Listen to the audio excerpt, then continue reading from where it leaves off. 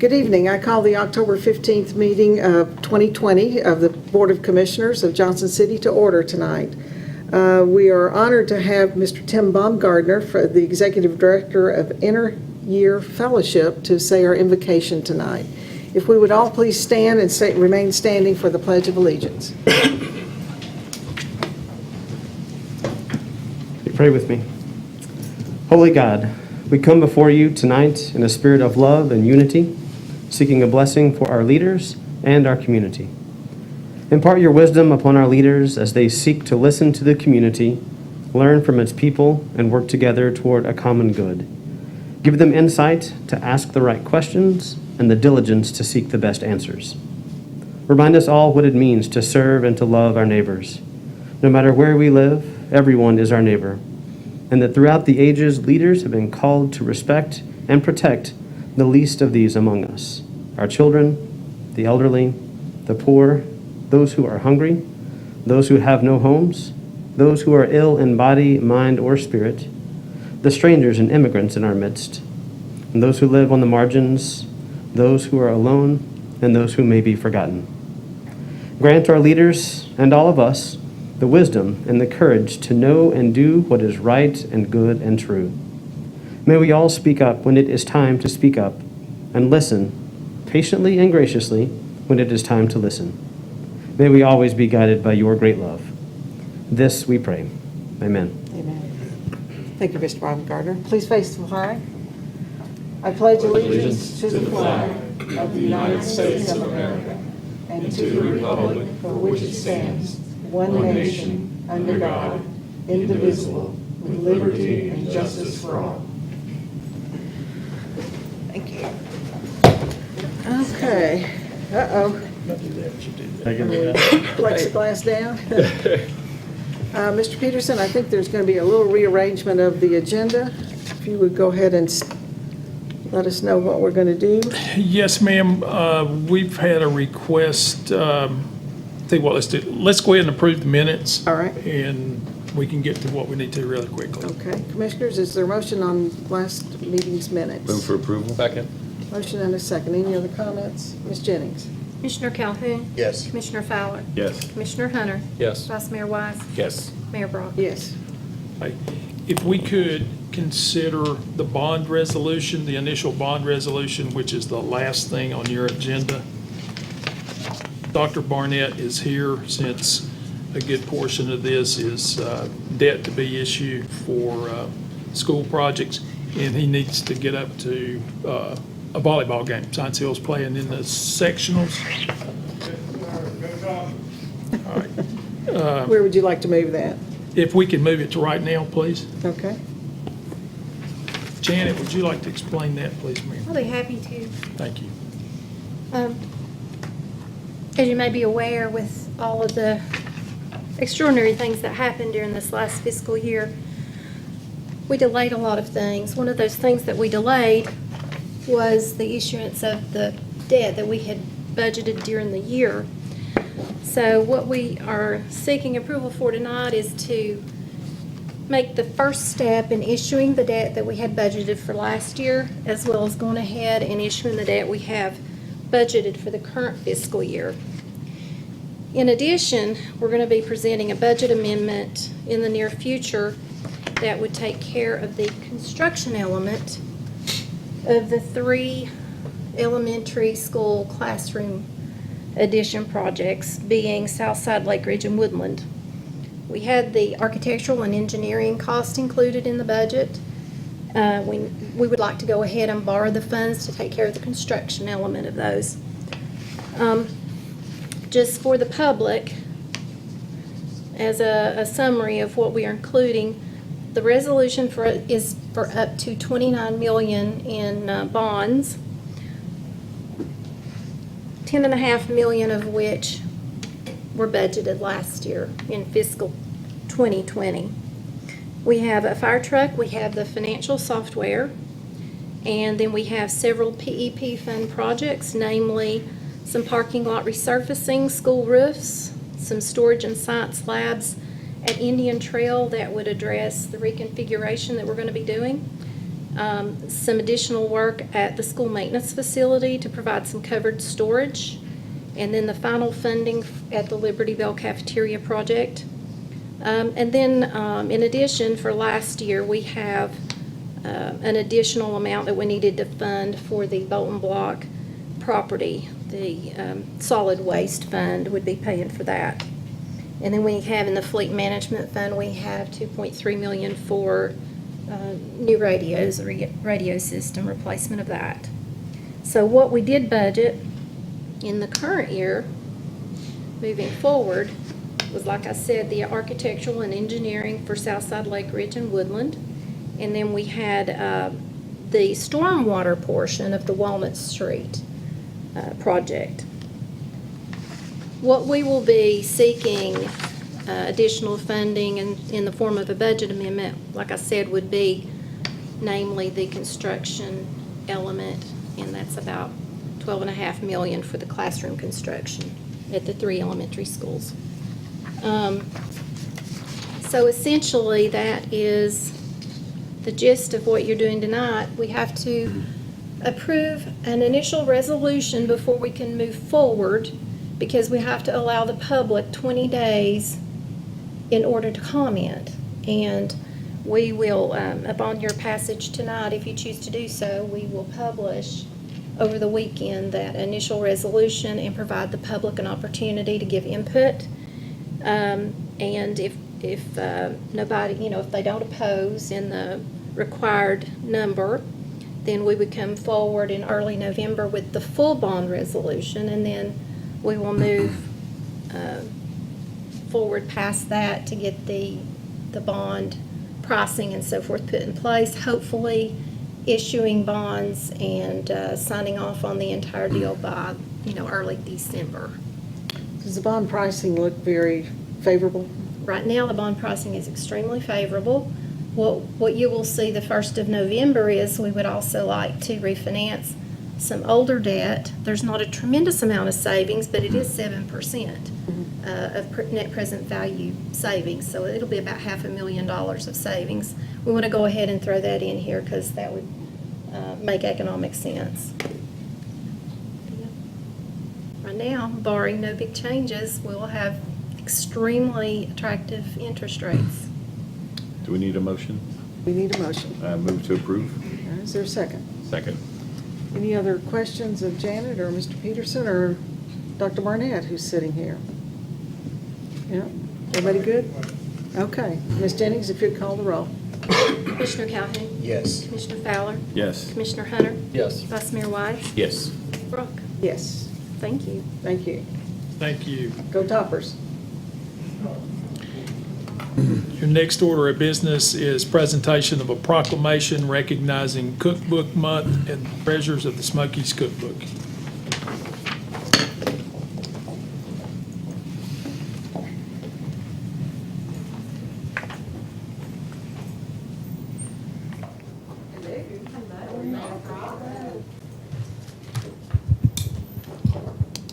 Well, until a couple of nights ago, I had no idea there was a cookbook month. Did everybody know there was a cookbook month? And so there is. It's in October. Right. So it's really exciting. And at the end of the proclamation, I think there's some goodies for us that came. Wait a minute. Uh-oh. For good commissioners. For good commissioners. Uh-oh. Only the one in the middle, right I don't here. know about the guy in the red tie, but Oh, we're orange. Let me read the proclamation first, and then I'll let y'all talk a little bit about your project and about Cookbook Month. I guess we all have been cooking a lot since we've been at home so much more. I know I have. I could have used the cookbook. I'm cooking the same things over and over again. Whereas the Junior League of Johnson City is a nonprofit educational and charitable organization of women seeking to promote volunteerism, develop the potential of women, and improve communities. And whereas for over 70 years, the League has been a vital part of Johnson City community, helping to establish major community agencies such as Watauga Mental Health, Hands-On Museum, and the Children's Advocacy Center. And whereas as a nonprofit, Junior League funds their community efforts through initiatives such as the sale of a local cookbook. And whereas this Treasures of the Smokies Cookbook was originally published in October of 1986 and offers more than 1,200 tried and true Southern favorites from residents of Johnson City. And whereas the proceeds from the sale of this cookbook will allow the league to award a scholarship to a local woman to attend a local four-year college.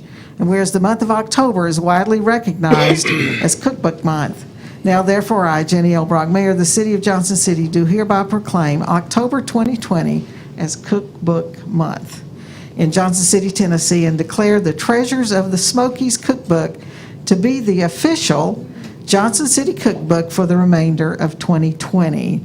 So exciting to do it. Ms. Calhoun, if you would like to introduce who's with you tonight and say a little bit about the project. I'll be happy to. I won't take a lot of your time. I'm Kathy Calhoun. I am Sustainer Advisor to the Junior League of Johnson City. I've been involved in Johnson City Junior League since 1980s, something like 80s kind of. I gave birth during the 80s twice, and it's kind of, yeah, it's kind of a blur.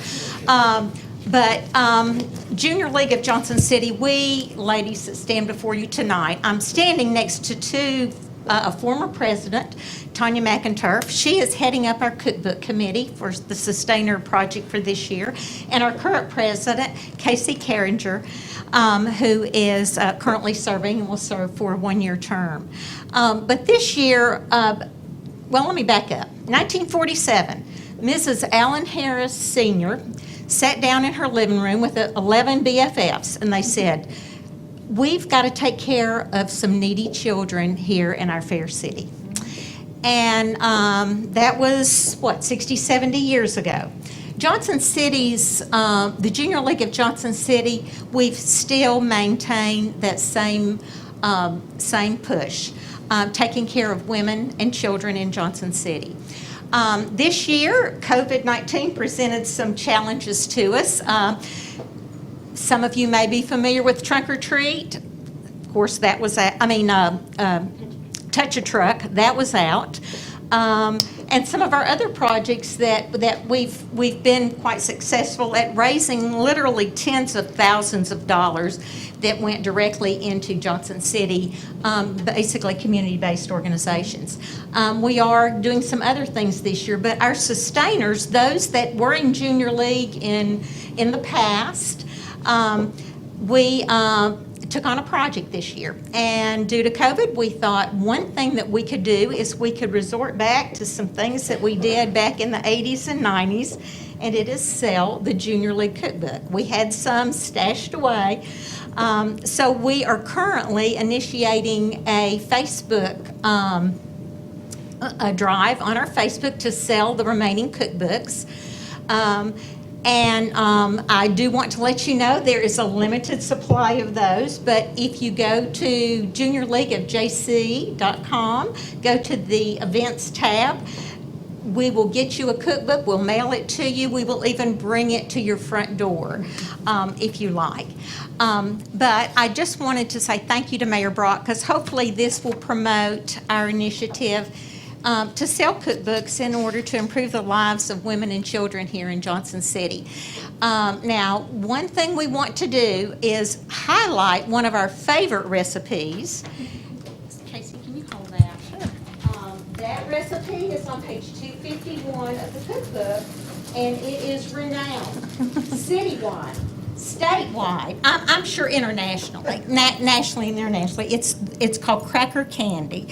And we are going to leave some cracker candy behind for these ladies and gentlemen behind us, and hopefully they will buy a cookbook if you don't have one and make yourself some. Whose recipe was it? You know what? I did not ask. Well, I tell you what, the old cookbook does have names beside it. Well, Smoky Mountain Magic and Everpress does have names beside it.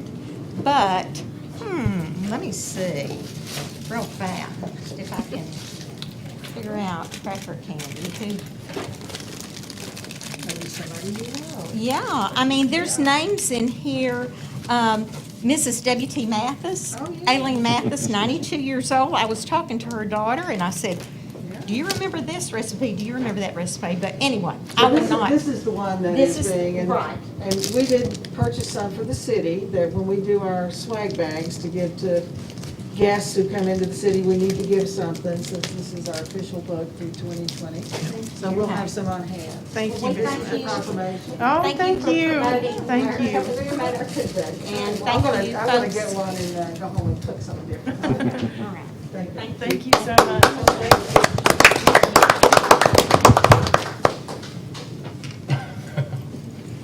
Dessert after you're done.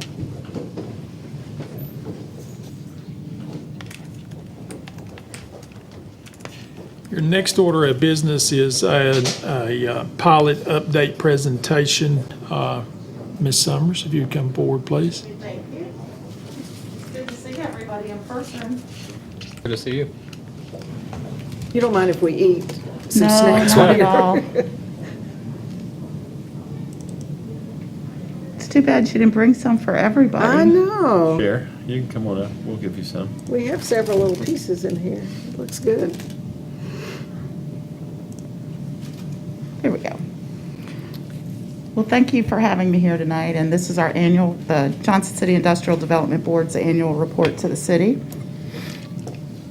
And I'm going to go through these first slides really quickly because you all have seen this before. What a pilot is used for, how it was created through legislation, that we use it to win a project or close a deal. And then each of our pilots have remedies for non-performance, and they all have reporting requirements. And then some definitions of some common terms that we use: recruitment, a new industry; retention, keeping an existing industry; and expansion, is typically when an industry is expanding either by bricks or mortar or new equipment or just jobs. Alicia, just for the public who may be watching tonight, just give a real brief little description of what a pilot is, what it stands for, and how I know in our text in here, it lays it out, but just for the viewers, since they don't. Certainly. So a pilot is a payment in lieu of taxes, and it is a reduction in property taxes, either real or personal. So this is a slide on how we evaluate projects typically. We're really looking to see if we're going to move the needle on the median wage. We're going to look at how many jobs they're going to be creating, the capital investment, whether we have workforce to suit that project or not. So I'm going to talk some now about our current pilots. So we have 4: Silverdale Partners, LPI and Hatley Properties, Mullican Flooring, and Crown Labs. So I know we had a question early on before the meeting started about NN. So their pilot was terminated effective 12/31 of 2018, and they did a payment of property taxes for tax year 2019, but it was prorated because Crown Laboratories took over or acquired that building in October of 2019.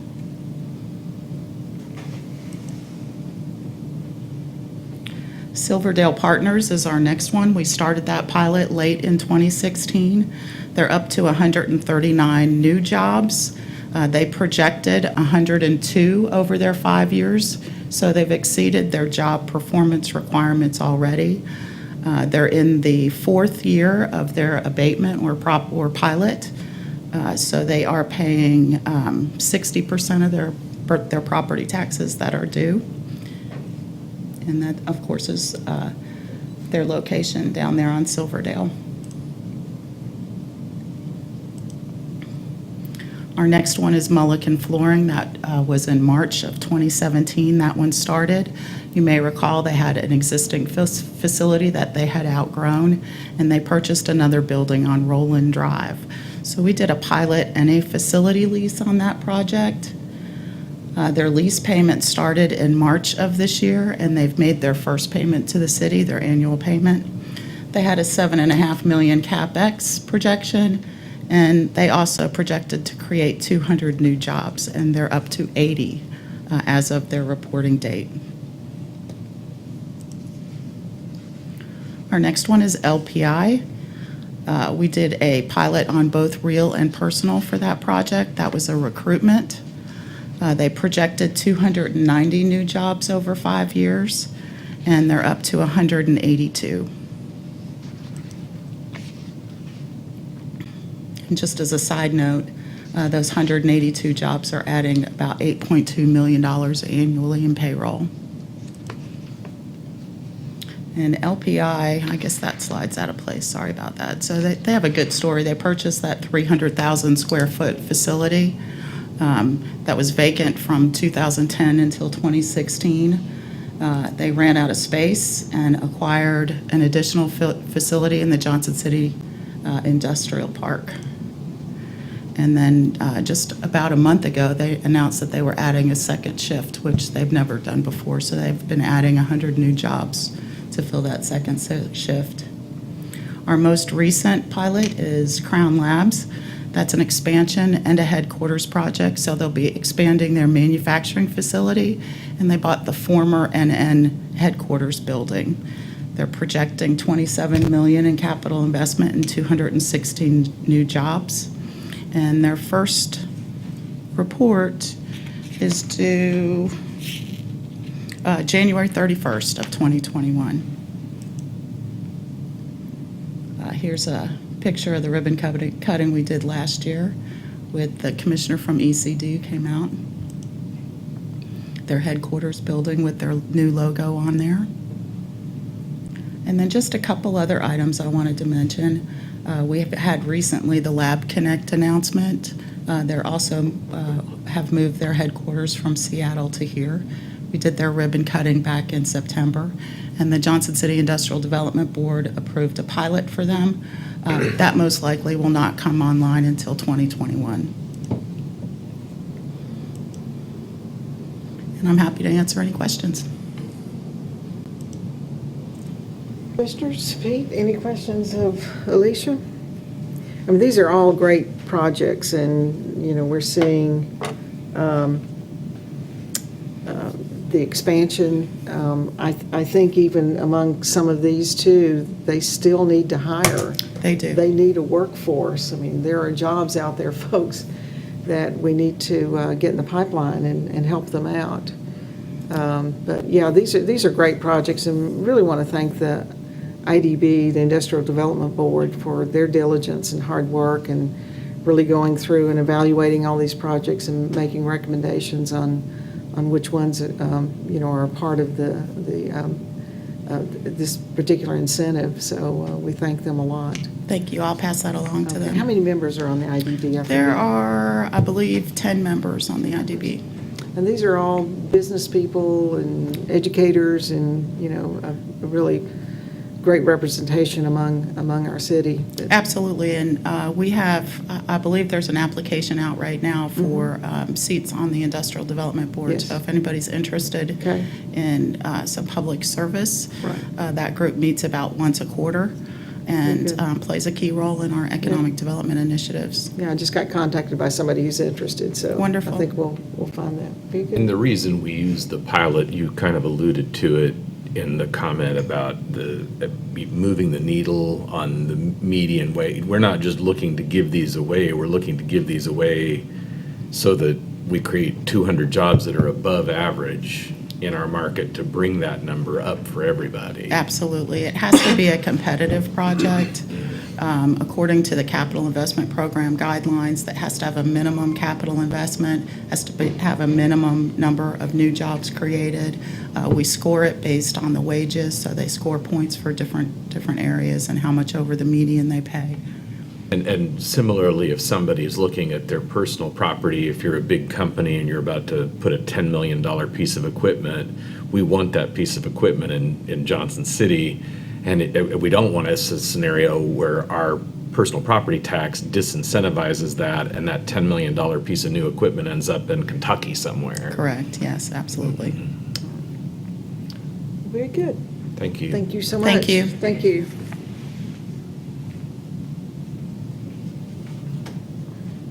Mayor, your next presentation is an update on our community development block grant program. Mr. Freeman and Mr. McLean are here to make that presentation. Gentlemen, for coming. Thanks for having us.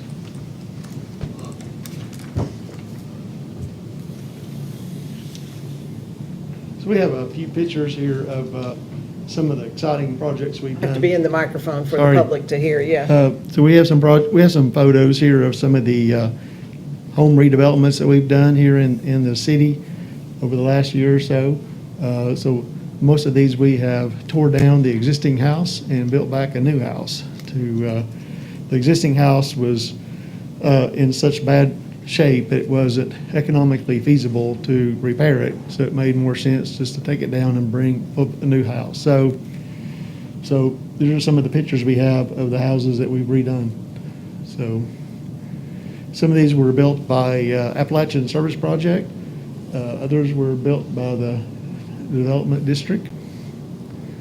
So some of the areas in the city that are, clearly in need of repair is some of those key streets that we very well know that need work. We have been working in those areas. So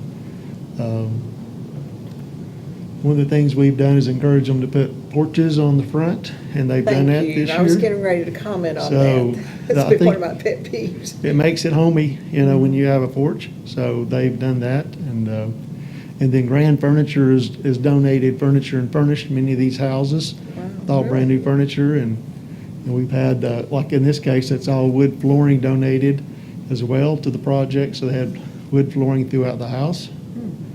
So they turned out quite nice, very nice. And all these people that received these are mostly elderly, disabled, or on fixed income, and not able to to do anything different than what they have, and was financially strained in order to keep up what they had. And in every case, we've made a lot of energy efficiency improvements in it too. So, it may have been, they might have been, paying a $250 a month electric bill or something, and now these homes are energy efficient, so they've seen a big reduction in that ongoing utility cost each month, which also helps when you're on the low end of the income spectrum. That $100 or $150 a month savings you might get on electric bill goes a long ways.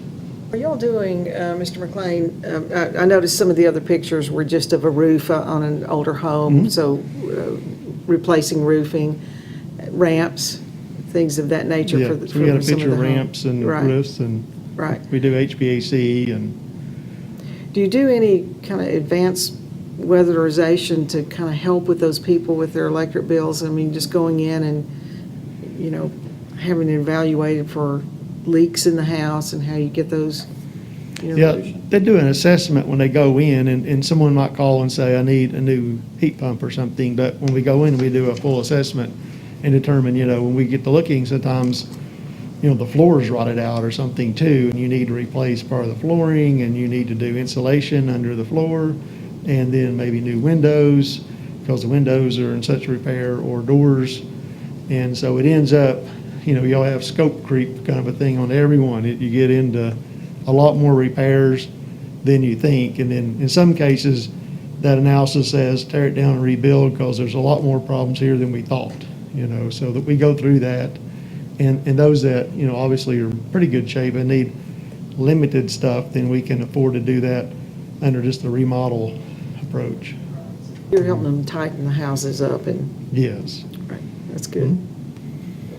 And these programs or efforts are targeted at properties that the resident themselves owns. Yes. But does not have the capacity to take care of some of these bigger projects, and the idea is to maintain the stability of that ownership relationship. Is that a Yeah, fair so- characterization? So in case of the, if we have to tear down their house and build them a new one, there's really no charge to them for the new house. So, because they gave up their old house, and so that makes it, obviously affordable for them to get it totally replaced at no cost. And this is also to enhance the neighborhoods as well, as Very we go much. work in different neighborhoods where, there are rundown homes and all, that we can really focus and zero in on some of these neighborhoods. And sometimes just getting some new things going in neighborhoods, encourages other people to do some of those repairs as well. And we've done, a number of these in the same neighborhood, so we're starting to see a good turn in the neighborhood in general as we're going up and down the street doing projects. And as you said, as one person sees a success, then more people want to volunteer or participate in the program because they see, and you see those other people in the neighborhood that have the need, and maybe they didn't know to ask or whatever, but once they've seen a project, then you get more and more people asking to get in, and that kind of helps keep our backlog going of requests. Do you have your own construction crews, or do you do it strictly through ASP or other organizations? Yeah, so basically with the district, they pretty much contract out the folks that do the work there. First Tennessee Development District? Yes. Yeah. And then ASP, they kind of go between volunteers and contractors. And so with the changes this year and, COVID-19, they've had to transition away from the volunteers and more into contract labor because the volunteer program didn't work this year. So the cost of the house has gone up then? Yes. Because you're paying for So more they've labor. had to get additional funding resources together to pull these off, so.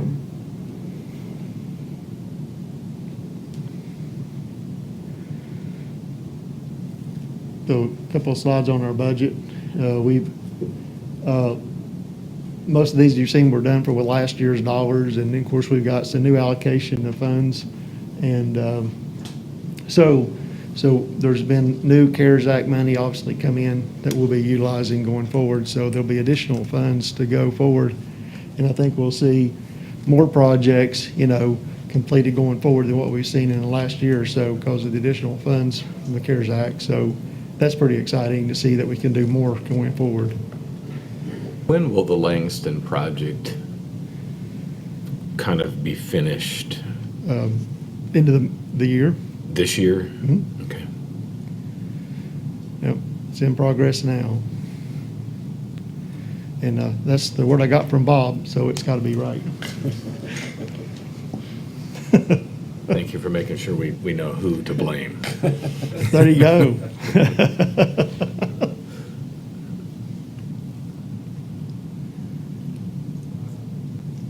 There was another budget slide you didn't talk about that was before that one. Okay. Which one you want to talk about? That one or? Go back one more. There you go, that one. Right. That's Stephen's slide, so I'm going to let him speak. Okay. We want you to say something, Stephen. All right. Well, these are the amounts that the city has received for the CDBG program for last year, the fiscal year 1920. It was $499,000. This current year was $533,000. And as you can see there, we also received $313,000 funds from the CARES Act. That round one was in March. That round two funding, we just found out about within the past month. So that is why nothing has been budgeted for that yet. So we are looking into ways to effectively spend that going forward. I think we'd like to see what your recommendations are when the time comes. The part of this budget, the non-CARES part, is above the 313. So this would be our typical CDBG funding annually. Yes. Okay. And does that increase year over year, or It's been what's it based about on? 500,000 every year. It's based on- sometimes a little bit more, sometimes a little bit less. It's based on census, isn't it? I don't know that this is based on census. Richard, you'd have a better feel for that than I would. Congress allocates an overall budget to the Community Development Block Grant Fund every year, and then that gets divvied up across the country based on, various factors, but it's usually comes about the same every year. But Congress usually allocates $1 billion every year to that fund nationally. All right, good, thank you. Any other questions, commissioners? Okay. Sounds Thank you like very great work, much. thank you. Yeah, thank you. All right, your next order of business is consider approval of a street closure of Ashe and Earnest streets for the dedication of the women's suffrage mural. You had previously approved this for this past Saturday. Got And rained due out. to weather, it was postponed and is now being staged for Sunday, November the 1st from noon until 4. We would recommend your approval. Move approval. Second. Motion and a second. Ms. Jennings? Commissioner Calhoun? Yes. Commissioner Fowler? Yes. Commissioner Hunter? Yes. Vice Mayor Wise? Yes. Mayor Brock? Yes. Next order of business is consideration of the consent agenda. Commissioners, are there any items you would like to pull? Commissioner Calhoun? I'd like to pull 6.1.4, just to, if somebody could just give a little more detail on, that's a pretty significant increase. Okay. In that project. 6.1.4, Yes. all right. Commissioner Hunter? 6.2.2. 6.2.2, all right. Commissioner Fowler? For me, that gets Vice Mayor? specified. No, thank you. And,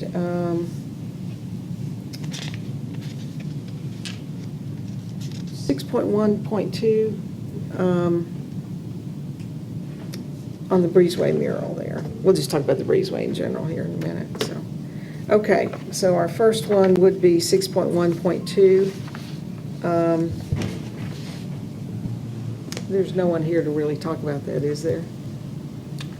No, ma'am, I do not see Phil or anybody from Public Art. What this is the Public Art Committee has selected a second mural to go on that breezeway wall down there. I think there's already one in place. And this was funded through the Public Art Committee with fundraising activities that they do. But since it is a city-owned property and it's going in the downtown, they like to have the commission's consent. I don't know if Mr. McSpadden is still in the building. Anybody know if JT's in here? Is he here?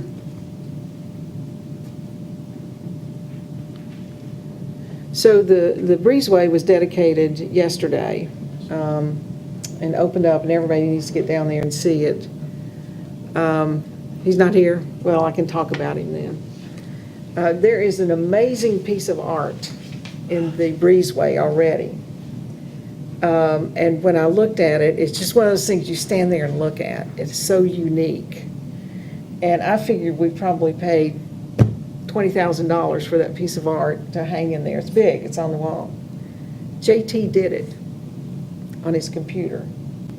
And it is an abstract, but what you see in the abstract is go all out.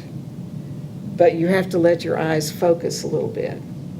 I have a picture of it on my phone. I'll show you afterwards. But kudos to him. We need to give him some recognition. He did it for some other project, and it was so good that they decided to blow it up. But the breezeway looks amazing. It's It is. clean. It now has furniture in it. We know there are going to be all sorts of challenges in there. But one of the big issues we need to try to figure out, Pete, with all of downtown, and particularly with King Commons and the new playground and when we get the history circle completed, I think if you could get some staff looking at how some of these areas we may put video monitoring in. We need a much more kind of strategy on the broadband. There is free Wi-Fi downtown, but its coverage is kind of hit and miss. And, you know, I know there are all sorts of other issues around that. But I think if we could kind of get a plan on how we increase the security in some of these areas, and then have the broadband backup to give us the capability from a technology standpoint to be able to support that. I know it's taken us in a totally new direction there, but we've invested a lot of money in downtown, and we're going to have to get some new ways of making sure. Right now, the only thing we do is call when there's an issue and it's a response, as opposed to more of a preventive surveillance type thing. So really like to see if somebody can come back with some good suggestions. And Yes, ma'am. JCDA, I want to compliment JCDA on the work that they've done. Diana and now Lindsay, who's on there, did the final touches, but you know, there's been a tenacity in that project. It's taken a long time. You forget how long it takes when you cut the ribbon. It's just like, oh, this just happened. but it well worth it. And wanted to also thank Randy Tribbitt out there for his great job in fixing that wall and supervising the fix of that. So it's really added to downtown. So as you leave tonight, drive down through the downtown square parking lot, because over the breezeway are light, there's lighting there. You can even get out of your car and go see JT's thing. It's really cool. But anyway, that's my 2 cents. Our next will be 6.1.4. Tom, you want to explain the change order for the Master's Knob renovation, please, sir? Picture's probably worth 1,000 words, so let me just go ahead and pull this up. This is out of the Watauga Water Treatment Plant. We pull water out of the Watauga River, treat it, and pump it to 3 main storage tanks. Obviously, the one up here behind Tannery Knob that the Commission's very familiar with, one over behind the university near the radio station. And then this tank is over near the intersection of Austin Springs Road and Oakland Avenue. And so, tank was originally built in 1968, steel water tank. It was recoated in 1999. It was due for recoating based on about a 20-year life on the coating. If you can see where this seam is at right here, this is solid steel walls around that make up the perimeter of the tank. This dome is supported by structural elements. The water, when we fill the tank, floats, only goes up to this level and floats between the floor and that level. Usually it stays 2/3 full. And so we got really good bids on the recoating. We had good competition. The bids came in, we had programmed in about $900,000 in our rate-funded capital budget. They came in at $550,000, $546,000. So the contractor began work, and when they start recoating one, they sandblast exterior, sandblast interior. To get into the interior, they actually cut a hole in the side of the tank that when they're done, they basically button the tank back up with welding that plate back in. So this is what they found, not when they entered the tank, because we'd been having the tank inspected every 5 years. When they started sandblasting this roof structure, there's some fairly significant deterioration on some of these structural elements on the roof of the tank. They determined that after the paint was blasted off. This is about 50 feet above the floor of the tank. So we talked to the engineer when they discovered this. They brought somebody in from Indianapolis to take a look at it, to see the extent of it. We looked at 2 or 3 options, which was, what's the fix? And the fix is ultimately what you have in this change order. We looked at potentially delaying those options to a future recoating period. This has been a strange year with COVID. We hope next year is not a strange year, but the engineer was concerned about the amount of deterioration, and if you had loading on the roof, a significant snowfall event, whether that roof would support that loading event. Now, normally I wouldn't worry about that, but like I said, this has been a strange year, and we may have a strange year next year. So that gives you some idea of the deterioration we had up there on the stiffeners. So basically, they had a certain amount of this work programmed in to the bid, but not to the level of the repairs that are necessary. So that's a breakdown. You've got this in your packet, the change order. It's about $250,000 in round numbers. The engineer is recommending to go ahead with this. The money's available to do this. We had originally hoped to return the tank to service sometime in early December with these repairs, and then the final recoating on it is probably going to be late January before we'll get it back in. It's going to add about 60 days onto the contract. While that's a significant change order, we looked at different options. We don't think there's much of an option not to do this. And I know y'all don't like to be placed in that situation, and the staff doesn't either, but it is what it is, and we need to make the repairs, and the tank will have extended life as a result of these repairs. So, Didn't you have an original budget of 900,000? yes, sir, we did. So we were still under what you thought it was going to cost us just to recoat and paint and everything? Yes, sir, that's correct. Okay. Okay. Todd with the obscure detail. Sorry. Look at that. Okay. And I would Thank you, Tom. remind you, this is 2 million gallons of storage. That's a lot. That's offline right now. That's a lot. Yeah. We need to get this done. And what are the ramifications? Like, let's assume that roof had failed at a time where you didn't have capacity in the other tanks. We try not to be in that situation. Right. I mean, we really, the reason this one is being repainted now, because we weren't going to take this one down for repainting while we were building this one. So there is, we usually have these recoatings laid out on a 5 to 10 year window, and it's like you can't have 2 tanks in the same pressure zone down during the same period. We'll do one in one pressure zone, then move to another pressure zone. But ignoring the roof concerns on this one would put you in a vulnerable spot for it to fail at an inopportune time. Yes, sir. If we weren't planning on it failing, which we wouldn't be, we might have something else going on at another tank, and that would jeopardize the water system.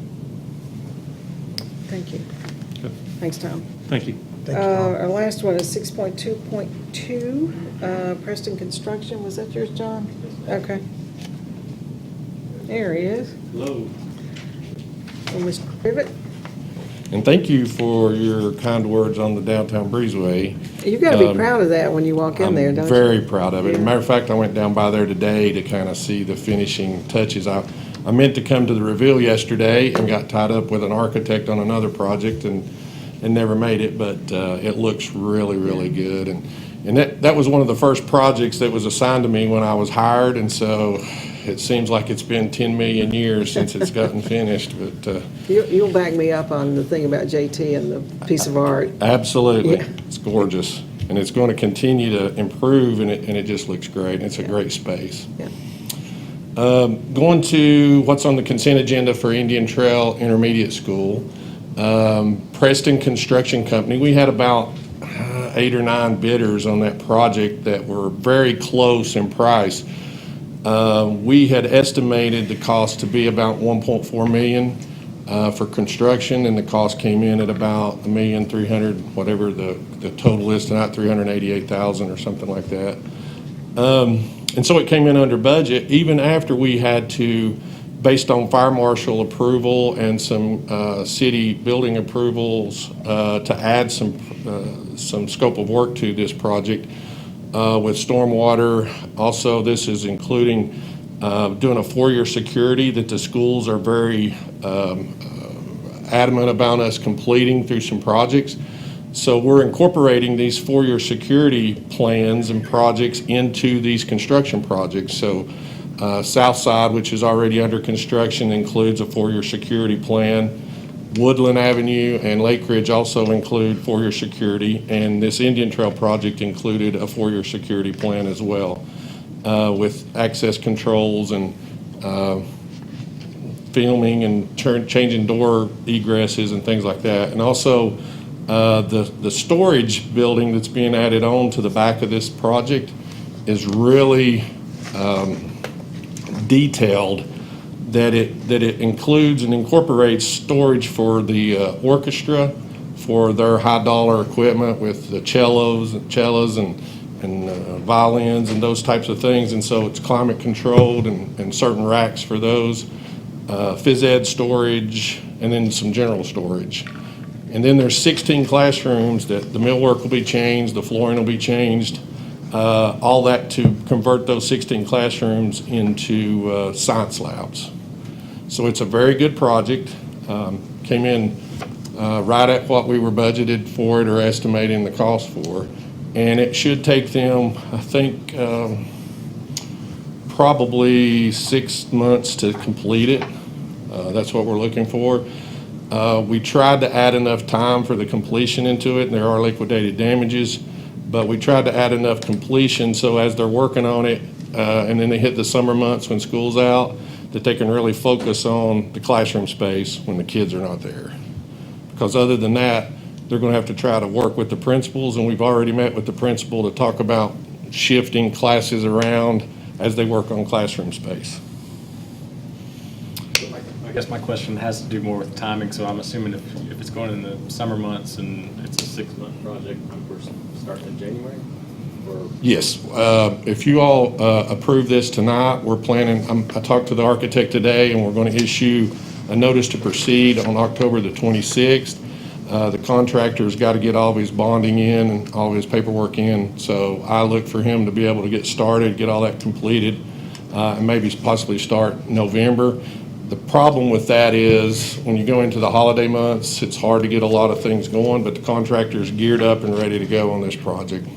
And he's a good contractor, local, that will stay on it and do a very good job. Any impact to traffic concerns for parents and whatnot that they need to be aware of? You must be dropping somebody off out there. Yeah. We made the mistake of scheduling our pre-bid meeting at 3 o'clock on a school day. And so we had 40 contractors showing up and cars lined all the way out Carmel Drive, all the way to the main road and all the way around the back. And so everybody, we didn't get started till about 3:30 on our meeting because of that. So there are some concerns. During the pre-bid meeting, we went out back and talked to the principal and to his assistants who kind of direct that traffic and load the kids in the back to see how we can do lay-down areas, construction access, and so that we don't interfere with that pickup. So there will be some issues, though. One of my concerns when I was on the school board was making sure that any construction project, incorporated that into, their build. And we talked, even discussed at that time about making a temporary road from the back of the school back up to Carmel Drive, but the problem with that is you're going to be turning traffic right back into traffic. But we're working all that out and working with the architect. Great, glad to hear. Trying to do the very best we can. Absolutely. Sometimes your hands are tied on certain situations. Thank you. Thanks, Randy. Thank you all. Appreciate it. Anything else? All right, is there a motion? Second. Motion or a second? Ms. Jennings? Commissioner Calhoun? Yes. Commissioner Fowler? Yes. Commissioner Hunter? Yes. Vice Mayor Wise? Yes. Mayor Brock? Yes. Your next order of business is consideration of ordinance number 4754-20, an ordinance to amend the zoning map of the city of Johnson City, Tennessee, being part of the appendix to ordinance number 1519, entitled an ordinance to adopt a code of laws and ordinances for the city of Johnson City, Tennessee, and to repeal all laws and ordinances and amendatory thereof by changing from R5 high-density residential zoning to B4 planned arterial business zoning, portions of certain property with tax map identification, map 29, parcel 4.02, ready for your consideration on third reading, and there's nothing changed since second reading. And did we do public hearing on second reading of this one? We did on this one, Okay. yeah. Yep. Okay. Commissioners, do you have any other additional questions on this? Nothing's changed since first and second reading. Correct. Move approval. Okay. Second. Motion and a second. Ms. Jennings? Commissioner Calhoun? Yes. Commissioner Fowler? Yes. Commissioner Hunter? Yes. Vice Mayor Wise? Yes. Mayor Brock? Preston, Yes. that was the most succinct presentation ever. Yes. Thank you. And I think you're the last person here, so you. That takes us to public input, and since there's no one in the Unless, Preston, you chambers, wanna I don't talk? think we will have. You want to say anything else? So I will open and close public input. Okay. Janet, Yes. since you've done all the work, I'll let you deliver the good news. I'll ask Janet to give us a look at the initial closing numbers of last fiscal year, FY '20. And while we're all in shock, we're extremely pleasantly surprised. Very good year. Year in review. So, as you know, in the spring, we were met with a significant amount of uncertainty. And we were keeping our fingers crossed, praying hard, and hoping for the best. And I am really, really happy to report that we fared through the chaos quite beautifully. Now, a couple of things that helped us through that, as I was reporting throughout the late spring and through June, we were so fortunate that people kept buying. So, you know, maybe they didn't get to go to the store in March and April, or late March and through April, but they did go online and purchase things. They also crowded into the grocery stores and the big box stores that remained open. So we were extremely fortunate. Our revenues came in about $400,000 better than budget through the strength of that. Plus, we were fortunate that we had collected most of our property taxes when everything broke loose. On top of that, when you shut down certain operations, you don't spend money. So our street department and our Parks and Rec department came in with some significant expenditure savings. The police department, as you know, has several vacancies, so we had savings in the police department. So I'll go through just a few highlights on those. So we did budget to have a deficit of $1.5 million, and I'm happy to say that we posted a surplus of $3.7 million. Now that's a $5.2 million swing, so we did better by $5.2 million. As I said, the spending adjustments in the departments, the shutdowns and so forth, resulted in $4.8 million in savings in those departments. Primarily, as I said, Public Works came in $1.8 million better. Parks and Rec, $1.1 million better. The police department underspent their budget by $800,000. And as I mentioned earlier, we delayed our debt service, our debt issuance, which were, you know, it translated into savings on debt service. We did have some interest rate savings as well. So we saved $500,000 in debt service payments. That's a delay. Capital spending delays were $700,000. And as you know, when school is closed, you don't run the student transportation. So we saved $100,000 there.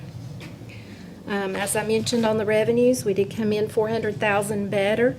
The sales tax alone was $500,000 better than budget. And then we had the local liquor and beer taxes came in $150,000 better. State excise tax, which is a tax on the banking system, $150,000 better. We had some other areas that were better. We also had some underperformers that kind of offset that to get us back to about a $400,000 better than budget revenue picture. Moving to the school system, they fared very well too. They budgeted to be finishing the year with a deficit of $500,000. They actually posted a positive about $500,000 for about $1 million swing to the positive. They had some strong performance in their revenue side, again with sales tax collections.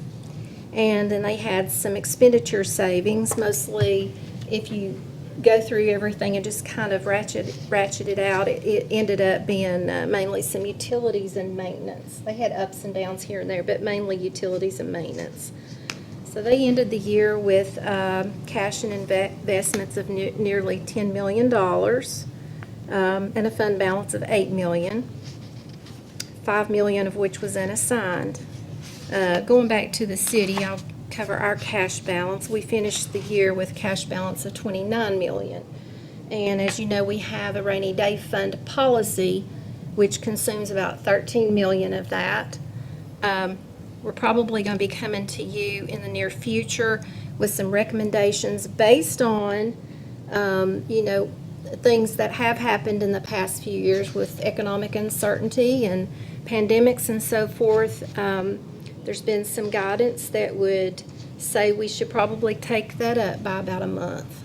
So we certainly have the unassigned balance that we should be able to do that quite easily and still have an unassigned balance. We do have the economic reserve set aside at $2 million, and the hotel occupancy tax continues to contribute, and we have a balance there of $600,000. On the health insurance fund, as you know, we had a bit of a challenging year with our health insurance fund during the year. Just for the year alone, we had a deficit of a little over $1 million for the city, and the schools really took a hit. They had some large claims that came through. They took a hit of $2.9 million. So essentially, the schools are, they have like a third of a month of reserves at the end of the year. The city fared better. We have almost 3 months of reserves, and then we have another almost 3 months that have been set aside for other post-employment benefits that, in the event of emergencies, that would be subject to drawdown if we needed to. Janet, what is the total amount in the health insurance trust fund? We have $5.3 million for the city, and the schools have $300,000. So if we looked at that over, let's say, the last 5 years, I mean, that has just been a declining curve in the trust fund. A steady decline. This last year was a bit more of a hit than Yeah, in the you've past. got a pretty We've made steep adjustments. fall Yeah. off the last Right, couple of and we years. made adjustments this year in our plan, first time in a Right. while. And- Did the schools make an adjustment in their plan? That would be a Bob question. Do you know if they, I'm sure they did, but I'm not.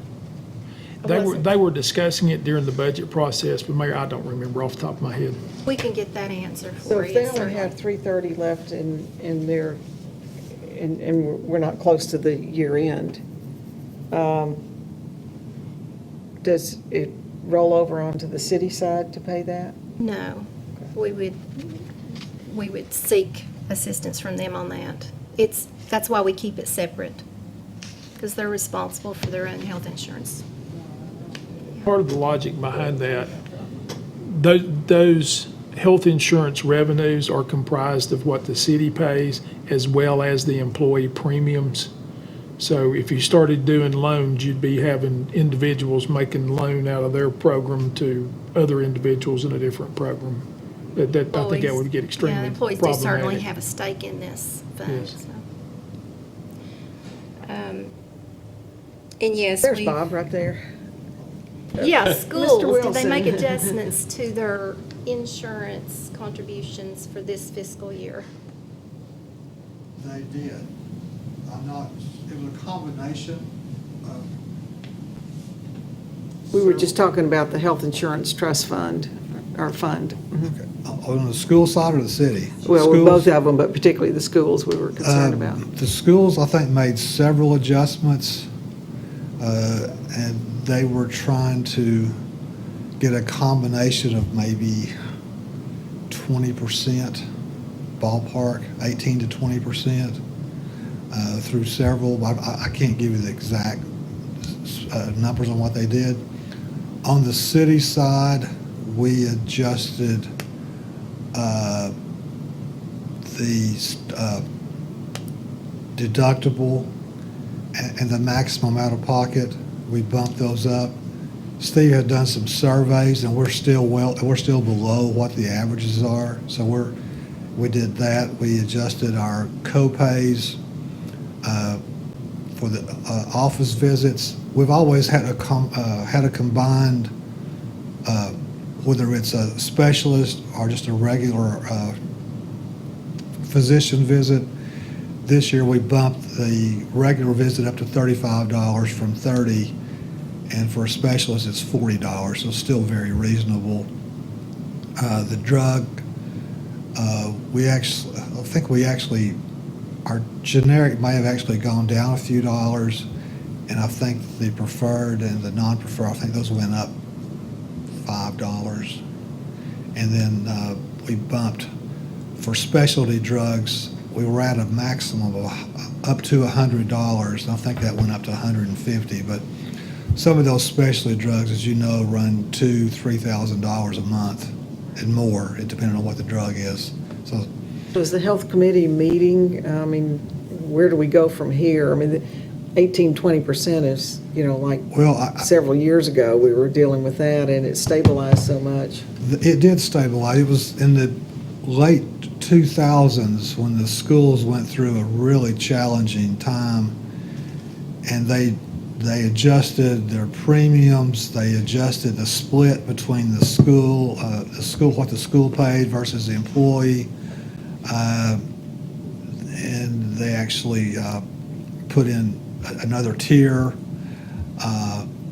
and they adjusted premiums also, and it did stabilize it for a number of years. We've gone 6 years without a rate increase, which is just kind of unheard of. In reality, hindsight's 2020. We maybe should have tinkered with it a little bit last year, but our rates are just not. Our monthly costs are just not going down. We get that every month, and it's not. You're hoping things will get better, and sometimes it gets a little better, than the next one's right back up where it was. So we're not getting much relief on that. So we're cautiously watching this, but we're going to have to look at it carefully again for next year, because there may need to be some other adjustments next year with us. The schools, I also believe, may have transferred over some money to supplement their fund balance in the school portion got very low. So I think they took some of their other reserve dollars from their what I call the school general purpose fund and transferred those over to the health fund. The employee clinic is funded out of this fund, isn't it? The costs are split between the city and school based on number of employees and users. So it's actually the city usage is just a little bit higher than the school, but those costs are broken down each month, and that's really been extremely well received by the employees. It's a huge benefit for the employees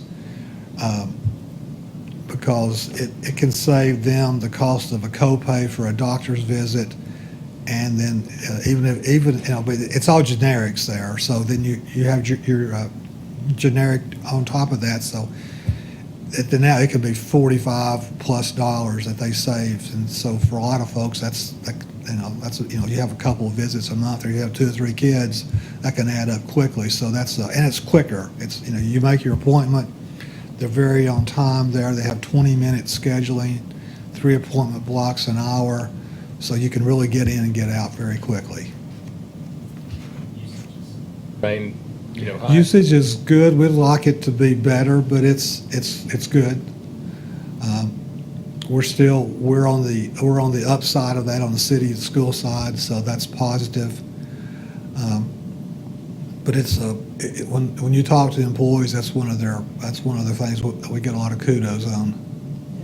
I guess the big thing is, so what are we going to do? I mean, this is getting alarmingly low, less than 2 months. Reserves for the schools, and we're just barely over the 2 months. So we're with our other funding there with the other, it's about $2.6 million. That really helps buoy up our side. The schools are it's something that they're watching closely, and they're just and they're monitoring. I mean, I don't mean this to sound the way it's probably going to sound, but I mean, in some ways, we kind of stand alone from each other. They're responsible for their side, and their rates are different, their benefits are different, their it's all, we kind of do our own. In Bob's perfect world, wherever that is, it would have been one plan, everything was exactly the same for both sides, but that boat sailed many years ago. I know they're monitoring it very closely. When we meet we have talked to them about it some, and they're watching it. I don't know what else they're going to do. There are just some cases out there the schools have that aren't going away, and they're going to be that way for a long time. Thanks, Bob. Anything else? I don't want to get ahead, but Bob and I have talked in the past about it would probably be good to develop a rainy day policy, similar to what we have for the general fund, for this fund as well, and that way that takes all the guesswork out of it. And, if we can get, the schools to buy into that, and we can jointly develop a policy on that, we'll work on that. Yeah. It kind of takes the guesswork out of the budget. Yeah. And you know what your goal is.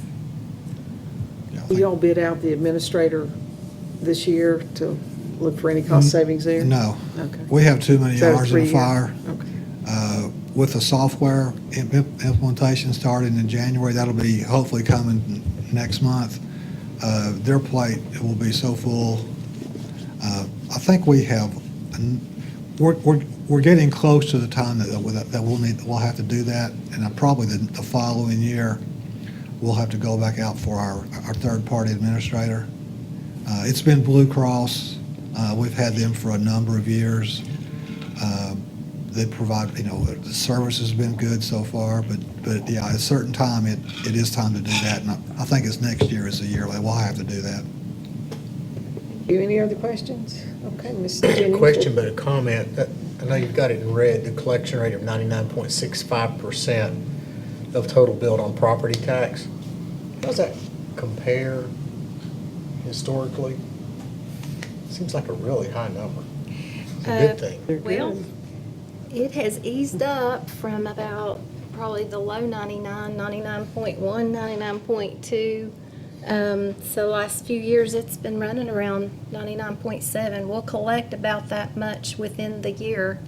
So, we work those delinquent letters really hard, and then the phone calls come in really hard and heavy, and it'll be interesting to see what happens this year. And while we're talking about property taxes, everything we need to turn into the state has been turned in and was a month ago.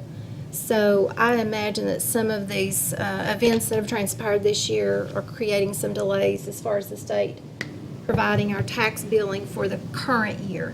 So we're still awaiting the tax billing file from the state for those who are wondering where their tax bills are for this year. But yes, we're really, really happy with the 99.7% long-term collection rate. You're going to have some things that you'll never collect.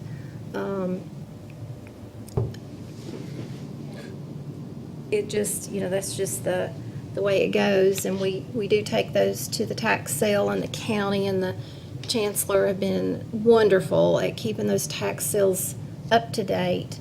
And, inevitably something doesn't sell at tax sale. So then it gets struck off to the county. So you're always going to have that small, that 0.35% that you're not going to collect. Else on the financials?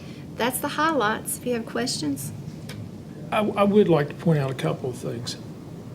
Those numbers are extraordinary, but now there's some offsets in there. For example, I'm going to give you one example. Park and Rec underspent their budget $984,000, but they also collected $208,000 less in revenue, so they really netted out at $776 in expenditure savings. Of the 1.6 or 8 in the street department, $1 million of that was resurfacing. We had reached a point in March that Phil still had $1 million in his resurfacing budget that we froze. So these numbers are great, and we're very appreciative, but there's a lot of one-time money here. This is not recurring savings. This is going to be one-time money. So, I certainly think that forthcoming, we're going to look at bringing you a recommendation for some adjustments to the general fund balance and the water sewer fund balance policy, and creating one for health insurance. But I think we also need to look at what we postponed since March and what would make sense to go back and pick up one-time expenses with one-time savings. I don't want us to fall into the trap of saying, well, we've got all these savings, let's spend it on something that's a recurring cost. So Think of a lot of things for $5 million that we could do. yes, sir. So just point a note there. Part of the park and rec savings, well, the vast majority of it was we didn't hire any part-time seasonal labor.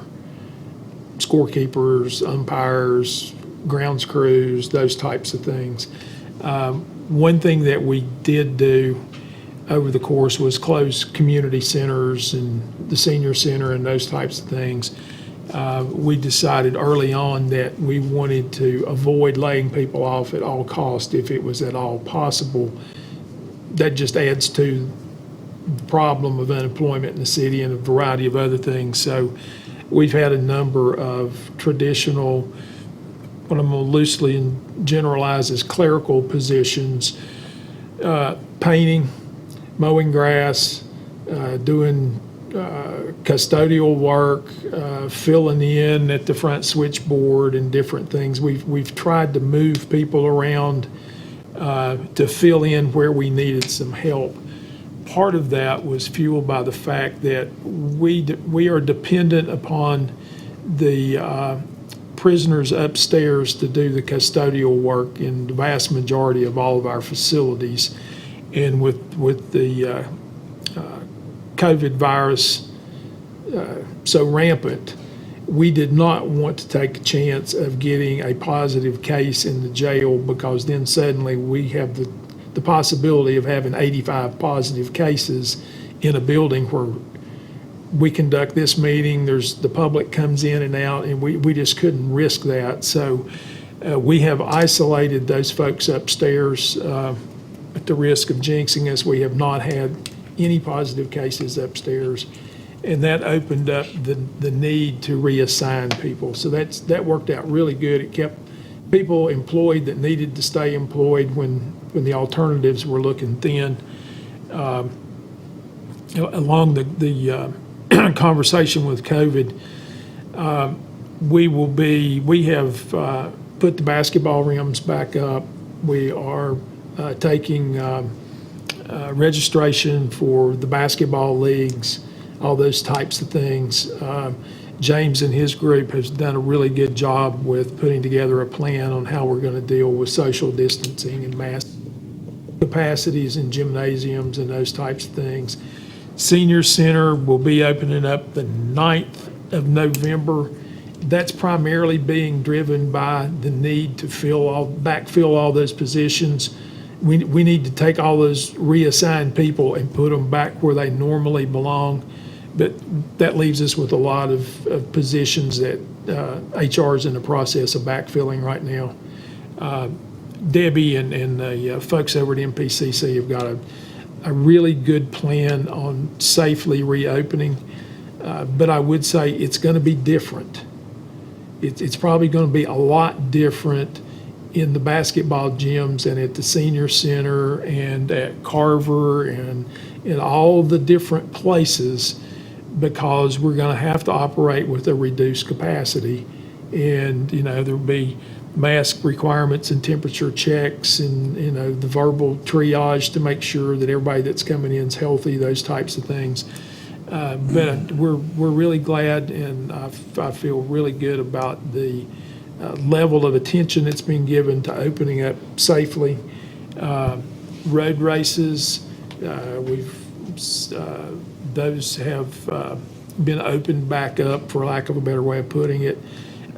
They've devised a way of doing that safely with runners leaving in flights and no food, no one bottle of water. When the race is over, you're going to have to get in your car and leave, and no social gathering in large groups of people, those types of things. So we have, for now, reached a level that it's safe and we can be compliant with the governor's guidelines to open things back up.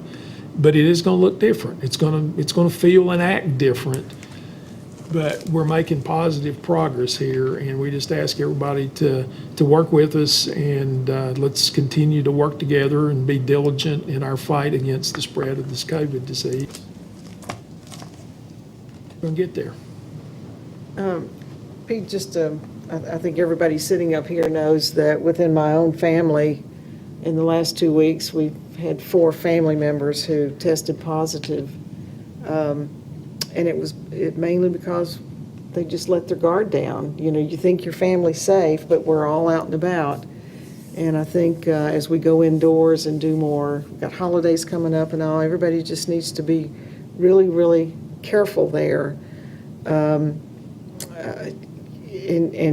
You know, we're starting to see the cases at the hospital going back up again. That's some of the data we look at carefully. And, you know, from public personal knowledge, the closest COVID bed is in Johnson Memorial Hospital, you know, 60 miles from here. So we just have to be really, really careful, and we're all responsible for, you know, us staying away and staying social distance. But we want to encourage people to do the right thing, follow the CDC guidelines and the Tennessee Pledge, and still go to the businesses. They can't sustain themselves until they get their customers back. And so if we do it right, we can get the customers back. And that's kind of the message that I feel very strongly about right now. And, you know, I think the schools are doing a great job. I couldn't be more impressed with how they've handled all this and getting the kids back into the classroom. So kudos to them. And your officials are working very, very hard on this.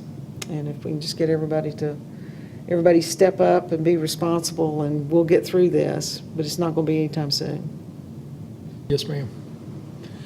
Also in your packet is your monthly update on construction projects, and everything's on schedule. Phil's gotten quite a bit of resurfacing done this fall, and so things are looking good. And I'd be glad to answer any other questions you may have. Any comments on your own? Some of you went to an opening last night. Was that work out? It was excellent. Good. It's going to be a great restaurant, great place. As a third floor bar looking down on the park, it's beautiful up there. So it'll be a wonderful gathering place. Watauga Brewing Company. I did have a question. There was an article in today's paper where Matt Manley was quoted as talking about us taking up the International Building Code, the 18, and it sounded like it would incorporate some changes. Can you just speak briefly about when we'll see the International Building Code come before the commission and how it will be presented? That will be an ordinance, so you will see that in November in order to get 3 readings in this year. Dave McClellan and the codes folks have been in very close communication with the other local governments, with the goal being that everybody adopt as closely as possible the same code in all locations. There's still going to be some differences from location to location, but they will be greatly reduced from where they were or currently are. As far as exact amendments and whatnot, I really don't have that level of detail at this time, but you should start seeing it in November, because we'll have to do 3 readings on it. Then if there will be, just make sure staff knows that we want to see a red line version of the pure unadulterated international code, so that we can easily identify, okay, they've taken this out or they've added this in, rather than just hearing it kind of glossed over in a verbal presentation. I think as long as this has been going on, it would be really helpful, at least for me, and y'all can weigh in, is on a Monday night to really kind of get into it, so that we understand those changes that Vice Mayor is talking about, and then also about our local amendments, what's going to happen to them. Yes, ma'am. Y'all good with that? But a red line version would be easier to review in advance, rather than we're asking you to adopt this 90-page document or whatever it is, and here are a few things we've changed, but, you know, sometimes minor edits can be less minor in their actual application. Okay, anything else? Commissioner Calhoun? Planning Commission, quite busy. You're going to see a couple of pretty big issues come before the City Commission the next month or so. One on a change in the regulations concerning daycare centers. I think there was an article in the paper about that today. And storage containers that we'll be taking up, so get ready. Yes. You know, the containers that are on ships? The pods. Pods. Yeah. As far as living spaces or? To be able to be used as storage buildings Property? on property. Interesting. Yes. We'll look forward to that. Yes. Commissioner Hunter? Okay, Commissioner Fowler? The only thing I have to talk about, Science Hill does not have a football game tomorrow night. It's an off week for them. But we do play Dobbins Bennett at home next Friday. So social distance, but come out and support against the undefeated Dobbins Bennett Indians next week. Ms. Mayor, anything else on your part? No. Okay, neither for me either, so meeting adjourned.